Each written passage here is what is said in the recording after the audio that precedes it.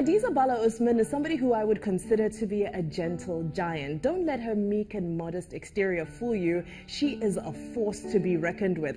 So much such that her rise was unexpected. But this lady worked hard, and at a young age, she's already commanding some of the most powerful institutions in Nigeria. There is this popular misconception that there are no opportunities for women to excel in stewardship and public service in northern Nigeria, and women like Hadiza Bala Usman are working very hard to dispel this notion and ensure that there are always opportunities for women in public service. As one of the few women to be appointed to the Kaduna state government as chief of staff since the office was created in 1999, just one of many positions in which she has served in the All Progressive Congress. She was also the administrative secretary of the Buhari presidential campaign and was influential to his election as president.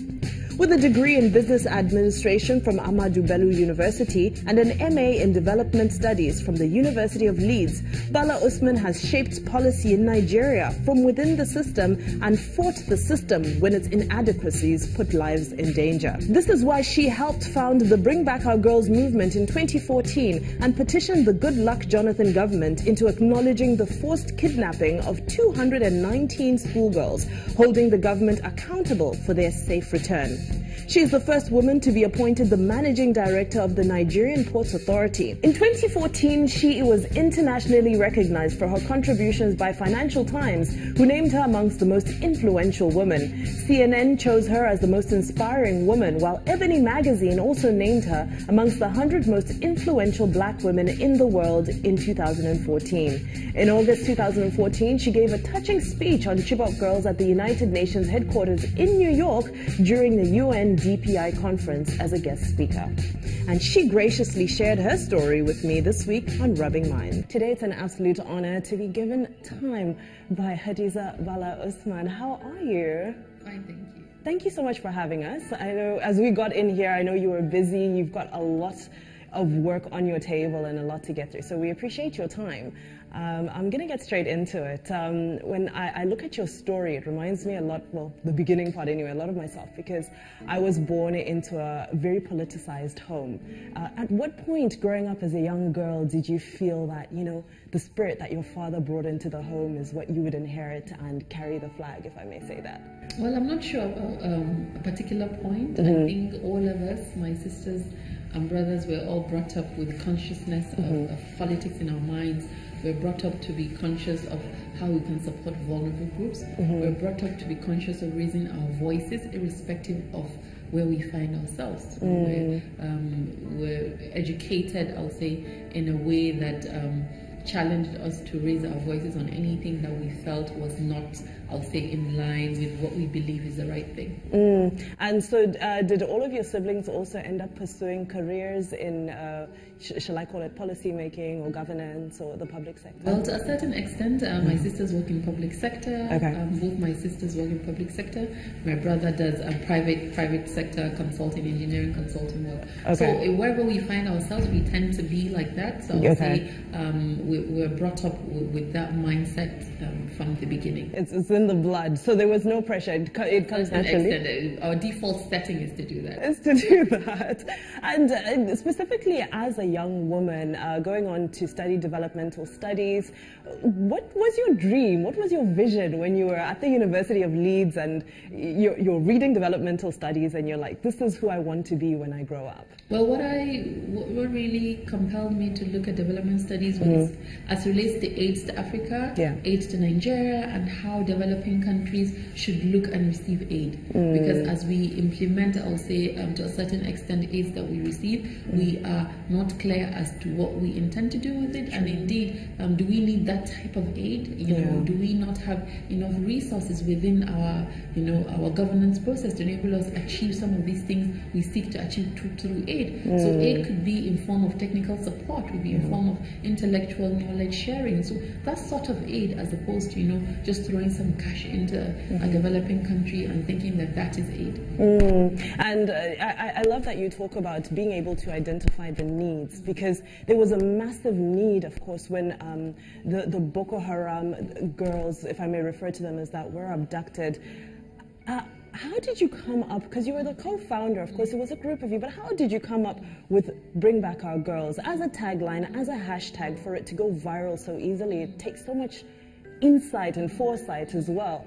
You know, this is, I'll say, my instinct to responding to young girls being abducted, my instinct to responding to girl child education. Because I remember when the girls were abducted, you know, I felt that we need to say something. We can't just get on with our lives. And I personally, you know, could not get the idea that, you know, someone would just take kids away from their school and nobody says anything. It could happen to our children. It could be any one of us that have been abducted. So when I set out to arrange the protest and organize everything, choosing the location, choosing color red, you know, writing all the letters to the National Assembly, I just felt, you know, if we don't speak, who's going to speak? And if we keep waiting for someone else to speak, who will be that person that will start off? So I said, let's start off. I would, you know, lead. I'm going to write. I sent emails to people asking them to come and join the protest march, and it was quite gratifying to see that Nigerians cared. I think what matters was they needed someone to take the first step. True. They needed people to sort of, they needed someone to say, you know, we would not keep quiet, and everyone else was able to follow through. So I remember when I was at the Unity Fountain on the first day of the protest march, Obi Ezekwesili called me to say, oh, I'm coming for the protest. I was like, oh, that's very nice. You know, I didn't think people would turn up, but the fact that they turned up, you know, made me realize that yes, as a people, we're not so insensitive. Yes, as a people, we have the capacity to stand up for vulnerable groups. And as I keep saying, it just needed for someone to take the first few steps and everybody just follow through. What's imperative is being able to know that, oh, as a human being, I just can't keep quiet, irrespective of where I find myself. You know, I could be advantaged today, but I should be the one to sort of speak out for a group that does not have a voice. Exactly.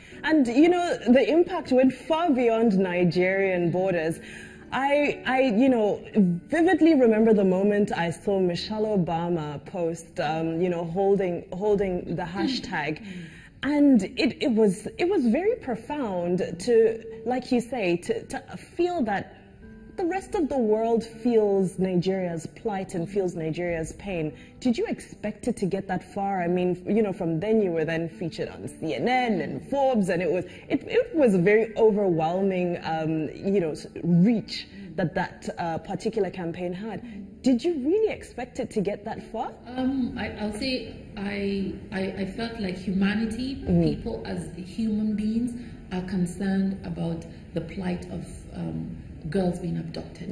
Anyone with a heart would feel, you know, compelled to empathize, would feel compelled to raise a voice. But I believe people needed, I'll say, a platform to sort of channel that empathy towards. And for me, what is paramount at that point, and indeed right now, is to the extent that how has our campaigning translated into the rescue of the girls? How has, you know, the hashtag, how has the advocacy, you know, translated into support from international community? So for so long as, no matter how many times you, the American First Lady was, you know, putting up the hashtag Bring Back Our Girls. So all I was asking is, okay, so does that translate into support from the United States? Yes, government.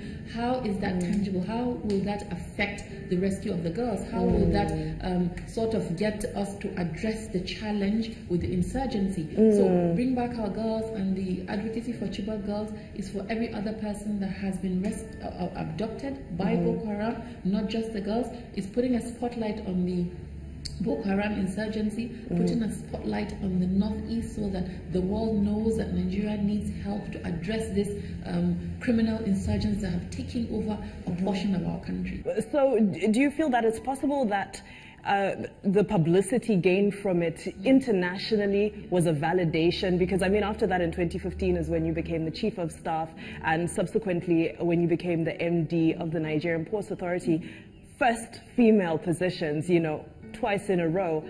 Of course, you'd been working hard, but looking at our society, do you feel that maybe the men, you know, in the circles now felt that, well, we should reward her, we've recognized her, would that have happened without the limelight that the campaign, the Bring Back Our Girls campaign had? Well, absolutely, because the Bring Back Our Girls campaign is totally different from my relationship with, for example, the governor of Kaduna State. So if you're familiar with the role of the Chief of Staff, the role of the Chief of Staff is a position that whoever, I would say the Chief Executive, domiciles confidence and trust in that person. So it must be for the governor, for example, to have trust and confidence in me, for him to know that whatever it is that I do in that position is a job that requires my daily interaction with him. So you cannot employ or engage someone to be your Chief of Staff just because they participated in a campaign. Yes. You can't engage someone to be your Chief of Staff just because they ran an international campaign. So it has to be that you've worked with that person, you believe in the capacity of that person, and that person has displayed loyalty and commitment to you,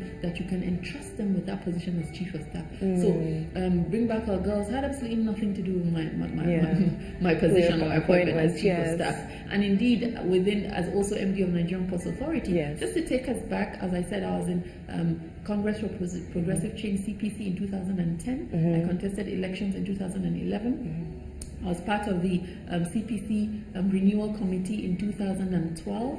I participated in merger discussions in 2013 between CPC and APC and the other parties that merged. So I was very active in the politics. So coming to APC, I was part of the committee that developed the manifesto for the party. I was a secretary to the APC Strategy Committee. I was also secretary to the Presidential Committee on presidential elections. So beyond, I was like very much involved, and the part I was involved in was the technical content, or what is the content of our manifesto, what are the things that we need to communicate to the people, what is the difference between what we're offering to what at that point the incumbent had. So these are, like I'll say, totally different things. It has nothing to do with the projection of Bring Back Our Girls, has nothing to do with an advocacy. So you worked for it, you earned it. Exactly. So, you know, people try to have bloodlines around that, try to mix them up, but I've always maintained that separation. There's a separation on my responsibility in my political aspiration, my responsibility to my political party, and there's also what I have a passion and believe in. And I think these things can function separately, and we do not need to allow ourselves to be put in a particular box that we're unable to express who we are just because we, for example, belong to a particular political party. Exactly.